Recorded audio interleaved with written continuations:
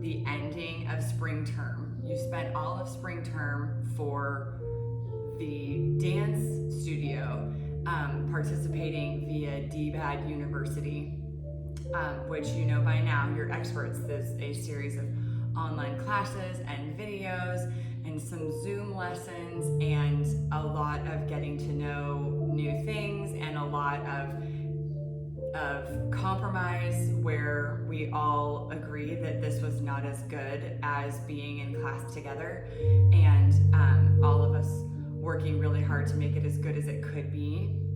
And you made an enormous number of videos and worked without support in a lot of different projects. And this video is meant for when you're done with all of those things. So if you're not done recording yet, pause this video, because you're not going to want to record anything else after you do this.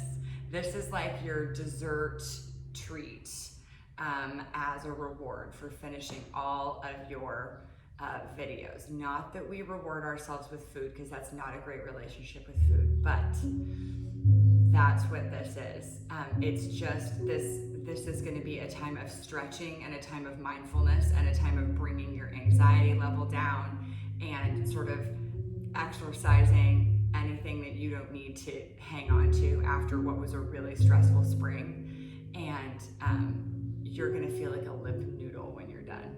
This is also your only assignment this week. So even if you were in multiple advanced classes, this is all that I'm going to ask you to do this week for me.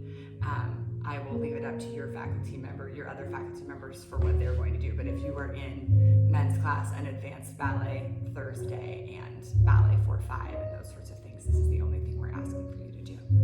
So welcome.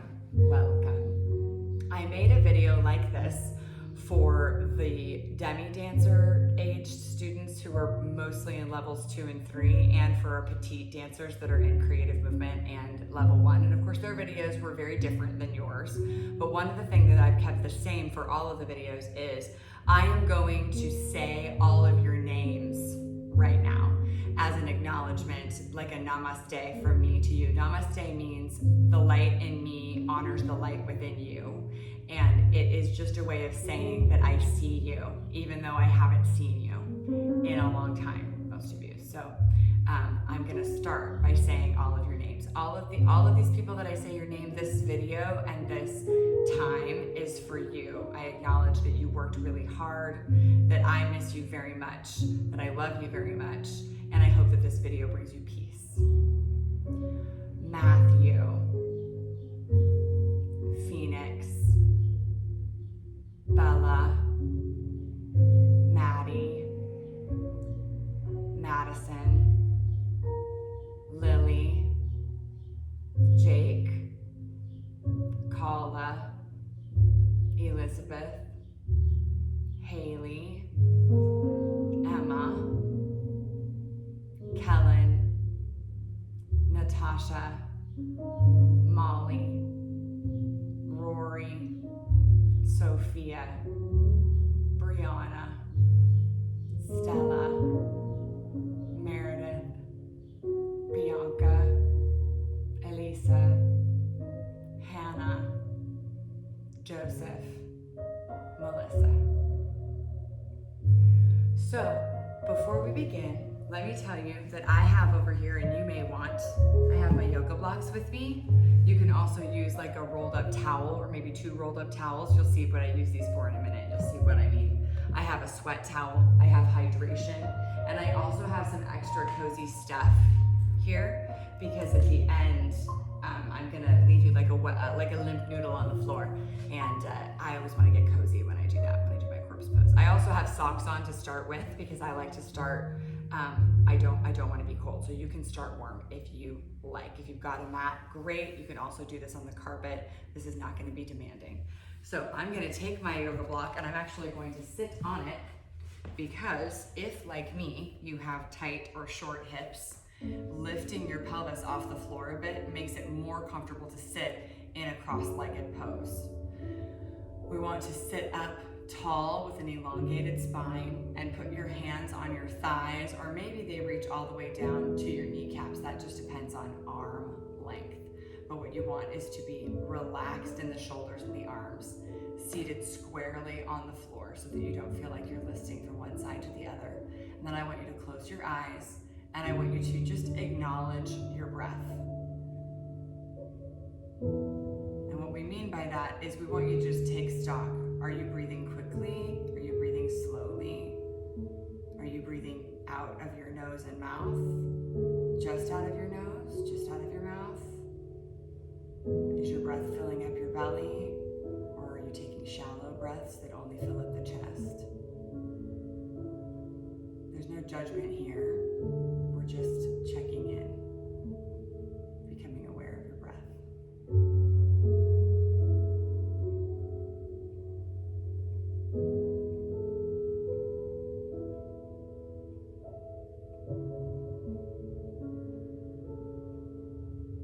And as you begin to become aware of your breath, I want you to roll your head on your neck around in some small, gentle circles. You're not trying to push anything here. You're just trying to explore where your head and neck will move without much impetus. And then take a few circles the other direction. Still listening to your breath.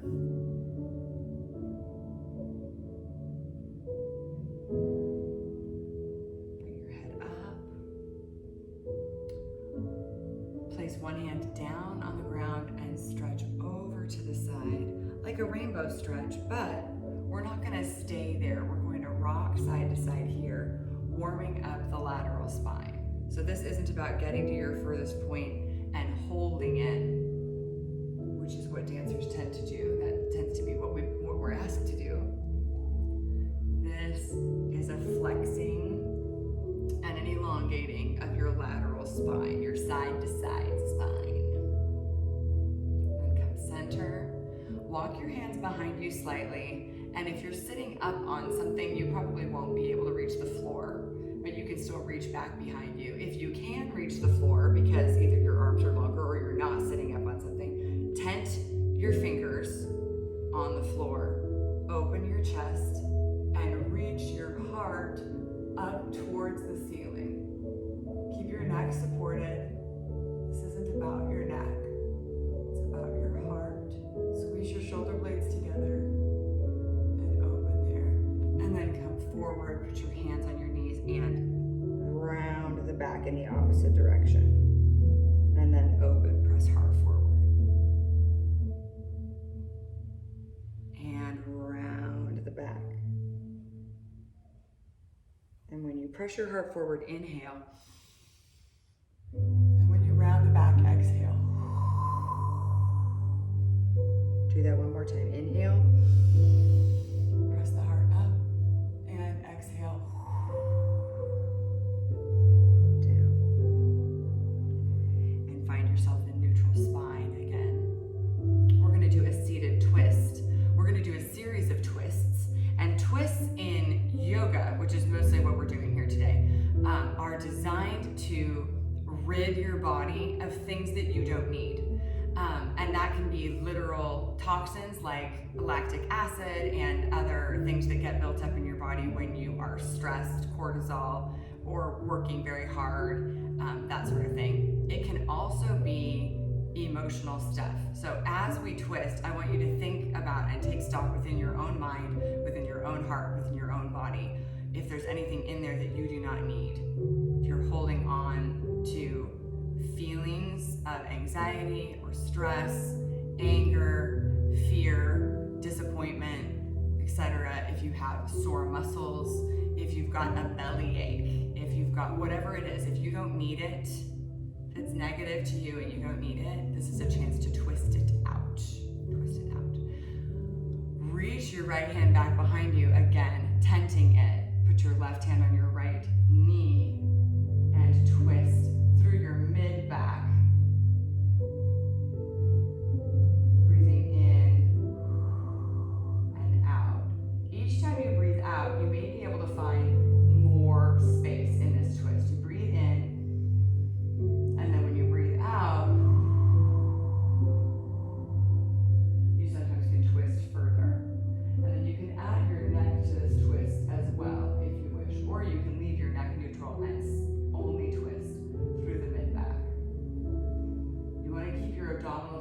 while you do this so that you don't take the twist into the lumbar spine.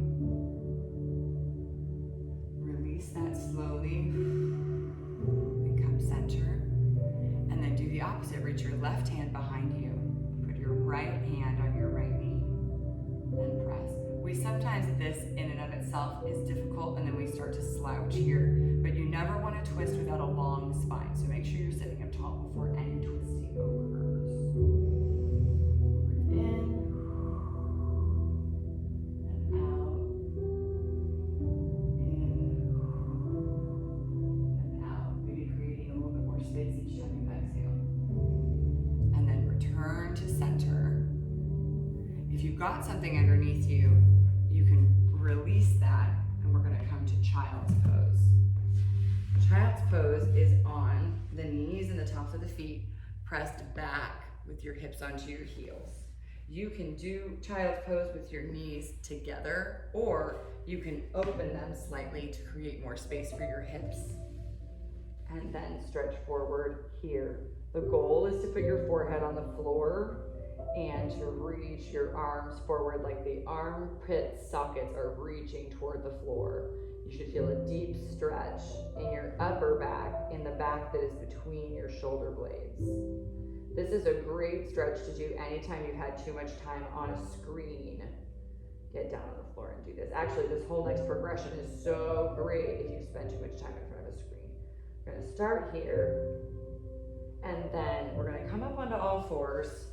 Most of us already know how to do cat-cow, but just in case you don't, cat-cow is an arching of the back and then a relaxation of the back. So the cat portion of cat-cow is to pull your belly button towards your spine, round in the back, tuck your chin towards your chest, round. That's cat. And then in the opposite way, as you exhale, you let your belly button drop, arch in the back, press your shoulders down, and lift your gaze up to the upper corner of the room. So that's cat and cow. You can stay there with it, but since most of us are quite familiar with and very good at cat-cow, I thought I would offer you this new thing that my teacher had us do. She had us start in child's pose, and then we rounded our back to lift up out of child's pose with cat. So we rounded here, rounding, squeezing the belly button towards the spine, and then we brought ourselves forward and lowered down, and then we pressed up into Sphinx pose here. Now, we don't all have this much space. I happen to have a really flexible back, so I've got a lot of space for Sphinx. If you have less space, you can either bend the elbows here, or my hands are under my shoulders right now. You can walk your hands forward so your elbows are under your shoulders and press up only halfway. But there's your Sphinx, and you lower back down and you press up, rounding again into cat. There's cat, and back into child's pose. And cat up, and then there's your cow as you lower, and then you Sphinx, and then you lower, and then you cat. Back here. So this is really good. Breathing in, breathing out for too much screen time. Sphinx, up and down, and around the back. Pull the belly in. Come to all fours, or child's pose rather. And the next thing that we're going to do is a sun salutation. So I'm going to press back onto my heels, onto my toes. I'm going to stretch my calves here for a moment because this feels glorious. And I know that in a sun salutation, I'm going to be asked to do downward dog. And I can't do downward dog with my socks on, so I'm going to take my socks off. I recommend that you do as well. And I am going to pause the video here and start over because I'm having a sound issue. So I'll be right back with you.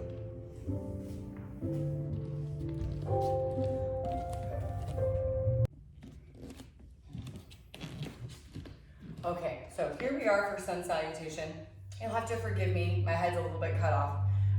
There are two different types of sun salutations and many variations within those ones. We're going to do the one that involves chair pose, because then we're going to twist our chair pose. So we reach up into mountain, and we swoop down into forward fold. And when you do your first forward fold of the day, especially in a meditation or yoga practice like the one that we're doing right here, this does not need to be super duper straight in the knees. It's actually far better if you bend the knees a little bit in preparation for having really great flexibility later. Bend the knees a little bit and then rock from side to side. You can also take your hands off the floor. And this is called ragdoll. You're using the weight of your upper body to pull your upper body with gravity down deeper. You're laying your belly on the tops of your thighs and letting that pull you down. And then as you find release and space, and as you breathe, you can start to pedal the feet and then eventually straighten them, and you'll find that you're probably much more further along in your flexibility place. Then you can come up into a flat back here, and then press forward into chair pose. In chair pose, we're looking for, right, just like the name implies, a deep squat that reaches your hips back behind you as though you're going to sit in a chair. And you can do that with your feet all the way together, or with, I like this pose better, with just your great toes together and pressing down. That gives a little bit more support to your hips. So that's what I'm doing there. You're going to do a deep chair pose. And you can, if you have this in your practice, you can stretch your arms out here above your head. And then we reach down to the ground and we reach back into plank. And we chaturanga down and through into upward dog. And then into downward dog. Downward dog is another place where it's great to stop when you do your very first one. Pedal your feet out. Make sure that you've drawn your abdominals up towards your spine. That your head is between your biceps, between the eyes of your elbows. Your pelvis, your hip bones are reaching up towards the ceiling. Your hamstrings are lengthening down. Your heels are reaching for the floor, even if they're not touching the floor. You're breathing in and out. And then you step forward and come up into chair. Again, here's your chair. Pressing through in chair. Reaching down. Stepping back into plank. Down into chaturanga. Into upward dog. And downward dog. And this time when you come back into chair, we're going to twist the chair. Step forward. Find your chair pose. And this time, yes, have your hands at heart, because now we're going to take a twist in the spine. I'm going to put my left elbow on the outside of my right knee, and I'm going to use that to press and twist out anything I don't need. I'm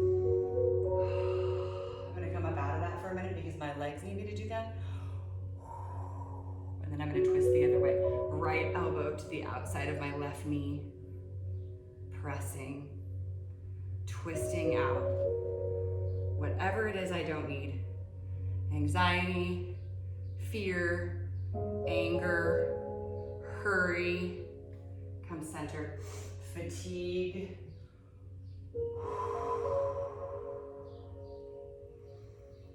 Very nice. Now we're going to do a warrior series. This is our last step, our last series that we're going to do standing, and then we're going to go back to our nice mat on the floor.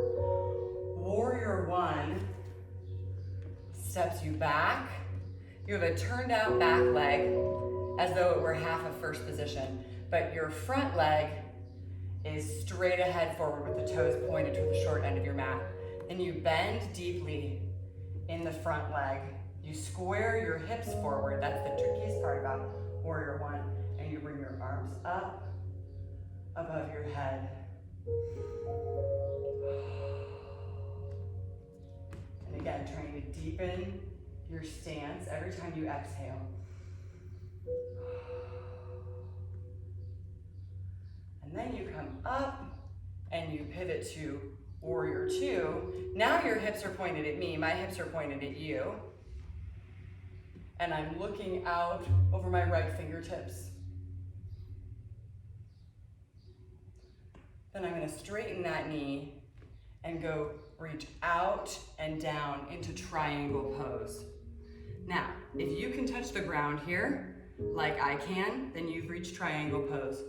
If you can't quite, you can use a block or anything like that to support yourself so that you can really get this straight line here. And you want to be stable here because we're going to twist again. I'm going to put my left hand down on my block and twist in my spine the other direction. And I'm going to breathe into that.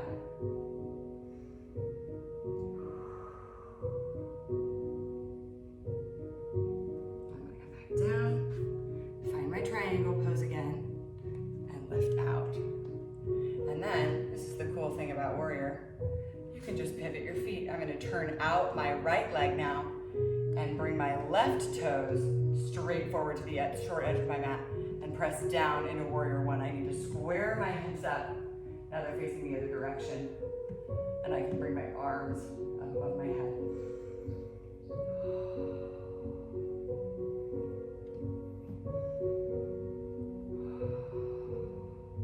And I can straighten, change my stance. Now my hips and belly button are pointed toward you. And I bend back into that. Now I'm in warrior two. I'm looking out over my left hand. And then I can straighten. I can find my block. I can straighten and reach forward and then reach over. That reach forward before you get into triangle is very important for placement. If triangle feels more difficult than usual, you probably forgot to do the reach. And we're going to twist this one. So I'm going to put my right hand on my block.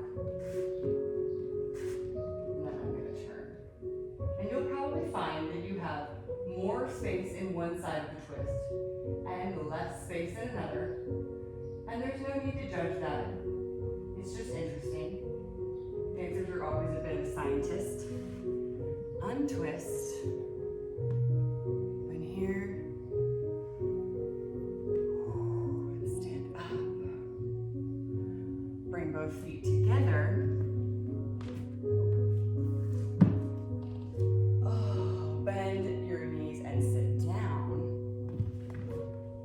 Your hips, and we're going to do a little bit more on the floor here. We're going to massage our backs in ball. So this is ball, rolling back onto the back, tucking your knees into your chest, leaving your head and neck on the floor.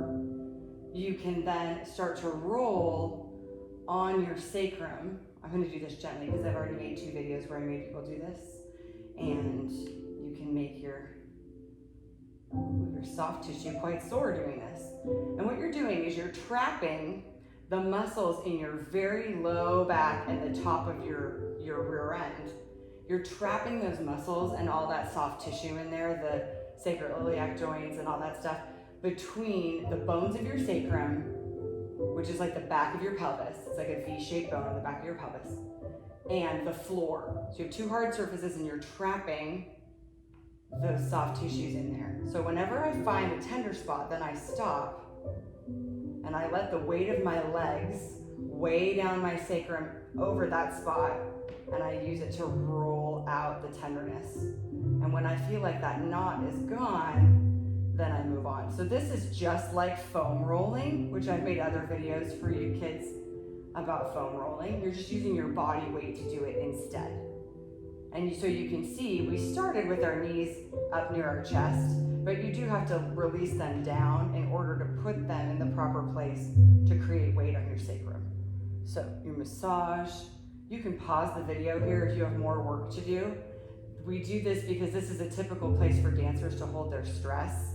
We don't have a lot of the problems that normal American people have. Normal American people have trouble with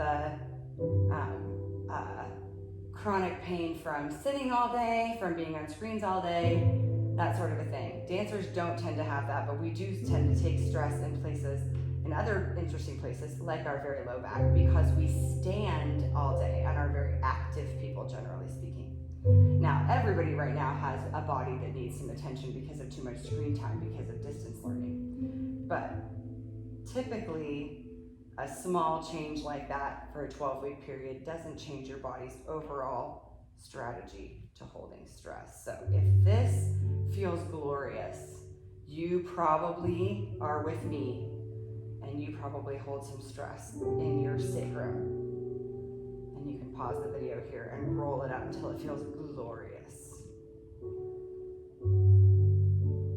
And then I'm going to invite you to do an inversion, and this is the second to last thing that we are doing, or it might be your last thing. So there are, the thing that you're going to do last is you're going to go in, you're going to come into a pose that is very comfortable for you, and you're going to stay there, and we're going to do a short meditation together.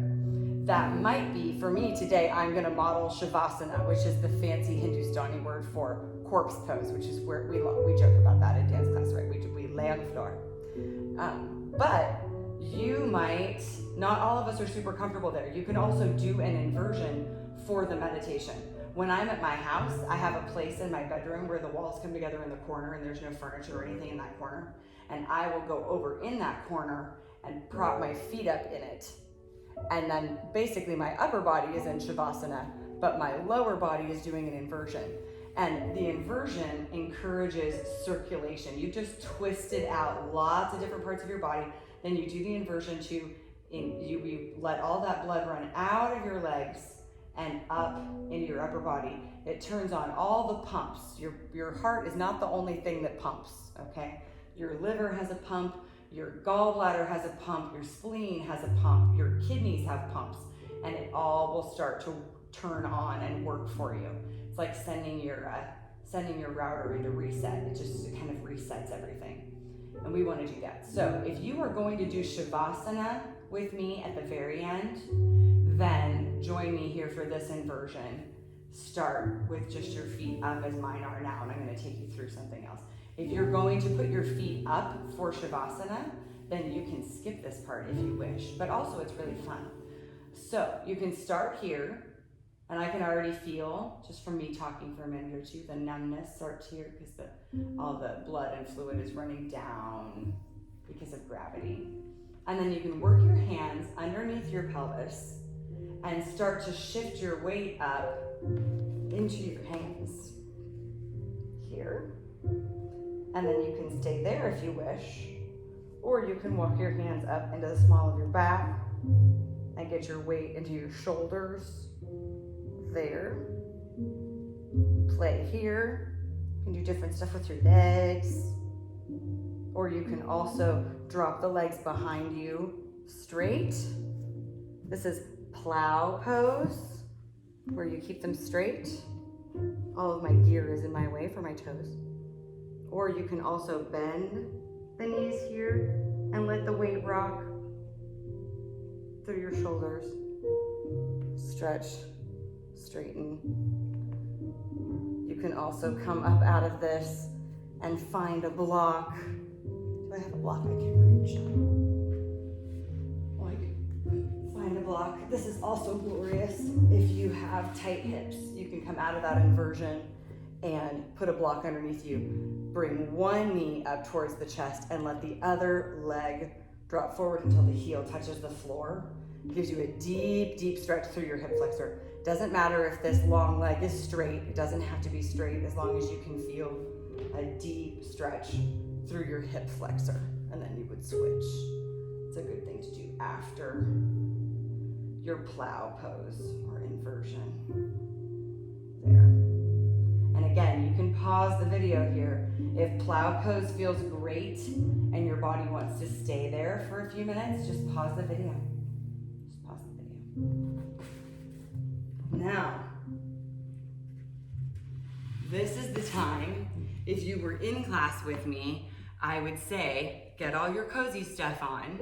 This would be the part if we were in class with my teacher, where she would get up off the floor and she'd go turn off.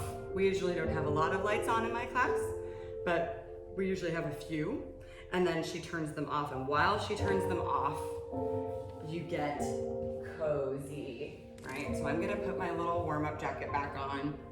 If I'm in a really air-conditioned place, I might put on my studio jacket as well. Lots of yoga people have like a blankie that is their yoga blanket. And that has lots of uses because you can roll it up and put it under your pelvis the way I was using a block at the beginning to elevate your hips. But you can also use it to get cozy. So if I were taking your class right now, I'd get cozy just like this, and then I'd take my blanket scarf and I would make it into a blanket. Like, this is no joke, right? And I would lay down on my mat. This is what I want you to do. I want you to get so cozy. I want you to do this whole video without being able to be interrupted. So create some space for that before you sit down to do this.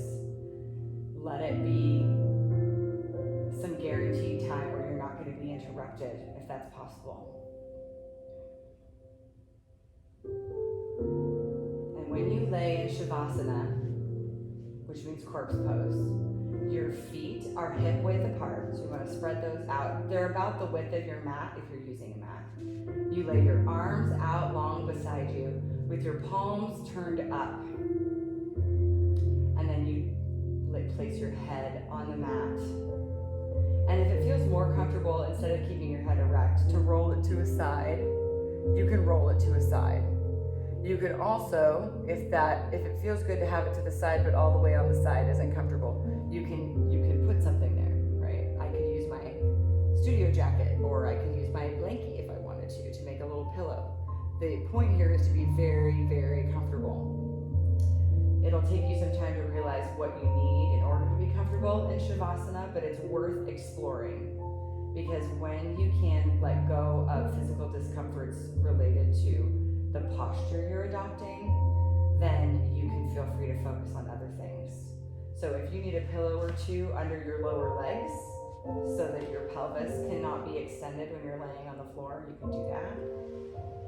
Put some space underneath your chest if you need a bit of an opener there. Any of that can be accomplished. So you're either lying on the floor in Shavasana right now, or you may have moved, like I said, to a corner to invert your legs up the wall. You do want a corner or something that you can rest your feet on if you're doing that, because if it's just a straight wall, as soon as you start to relax, your feet are going to slide away from you and you'll get jerked out of your blissed out place and into, whoa, I almost fell down place. So you stay in that position. I'm going to sit up so that I can guide the end of our session together.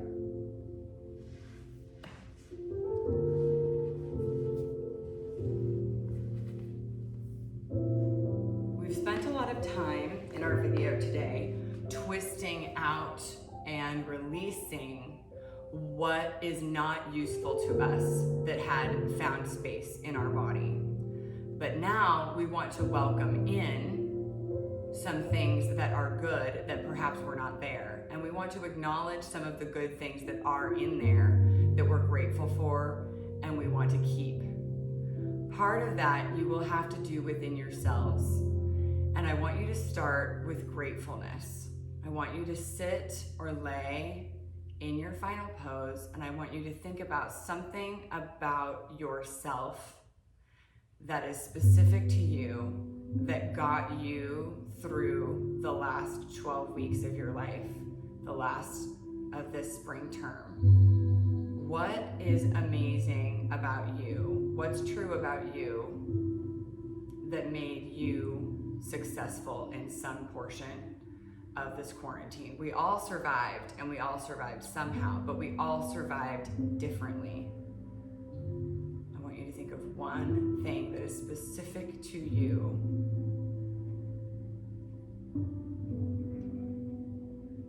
And I want you to be thankful for it. Be grateful for it. Acknowledge that the you-ness that is you made that possible.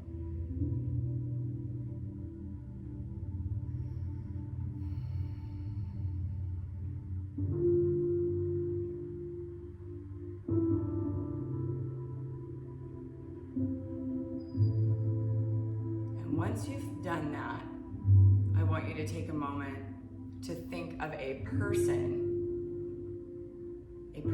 who is not you, that in some way got you through the last 12 weeks of quarantine, of online dance lessons, distance learning, fears about the unknown, the uncertainty. This could be a friend or a significant other. It could be a parent or a family member. It could really be anybody. I want you to take a moment to be grateful for that person. You already acknowledged that there are things about you that made it possible for you to be strong and get through this. But there were times when you were weak, and this person was there when you were weak. Maybe they're just strong in a different way than you, and so you complement one another well. Or maybe it was more deliberate. Maybe it was a friend who knew that you were struggling and stepped in and helped you. There's somebody specific that walked through these last 12 weeks with you. I want you to take a moment to be grateful for them.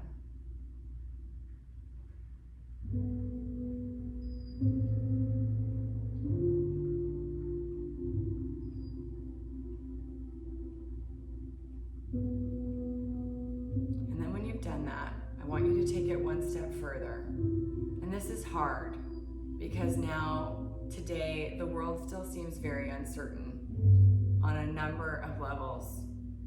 And there's a lot that can get us bogged down in fear and anger, hostility, anxiety.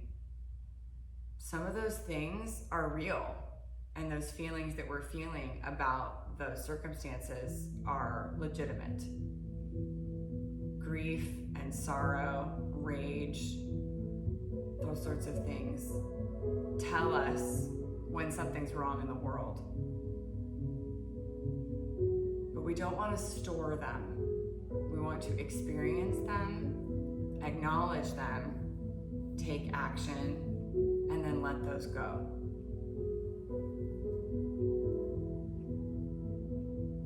And once you've done that, I want you to take the final step and find something that you're looking forward to in your future.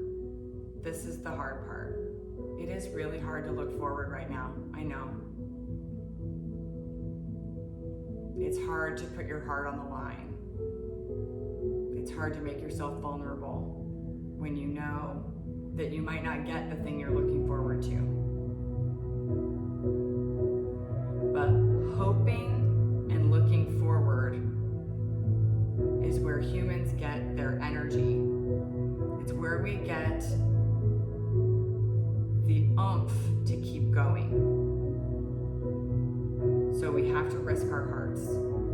We have to look forward and name something that we're looking forward to, that we're grateful for, that we're hoping for.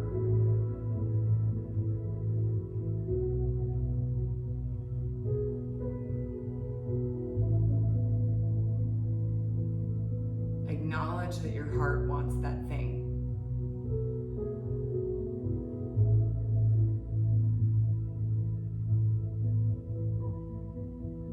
Imagine it coming into existence.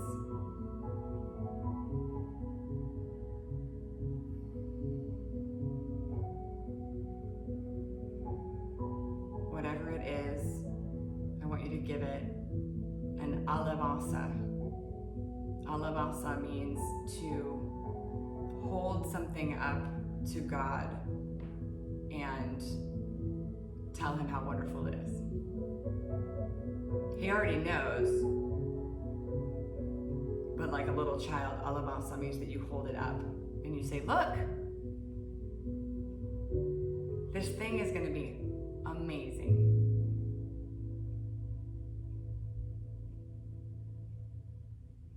In your hearts, before we end, let hope rise up inside of you. Peace, courage, love, gratefulness, patience, and energy. Let those things that are good rise up inside you. Let those things that are good that you don't have come to you. Those are things you need, and we welcome them.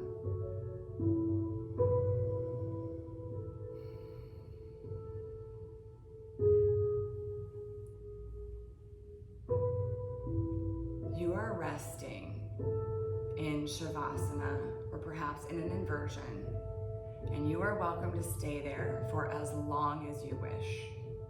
That's why it's important to be comfortable before you start. It may take you minutes to go through this mindfulness training. You may fall asleep.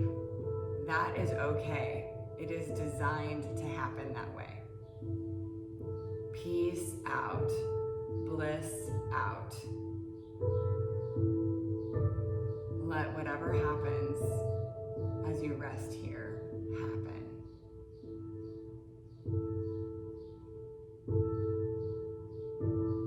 If you need more time, just pause the video. And when you are ready to come back, begin to wiggle your toes and your fingers. Wiggle your ankles and your wrists. Circle them one way, circle them the other. Begin to bounce your calves on the floor. And your arms, soften your elbows and let your upper and lower arms start to bounce on the floor. And the upper legs, let the knees bend. Let the hips start to travel back and forth. Let warmth come up through your spine, waking up your shoulders, your chest, your abdominals. And then roll onto your side into a fetal position and push up slowly to a seated position. And come back to join me here. And again, you can find something to sit on if that's more comfortable. You've made it to the end of our video. I'm crawling toward us because we have a low battery here. There we go. You've made it to the end of our practice today, and more importantly, you've made it to the end of the term. I am incredibly proud of you. My heart is complex this week because I miss you so, and I'm grieving what we've lost. But I am so proud of you and so impressed with you and 0% surprised by how you have risen up and done something completely new and completely different and done it well, with professionalism, with love, with understanding. Everything about you kids makes me just swoon. I love you all so much, and I hope that we'll be together again soon. Well done.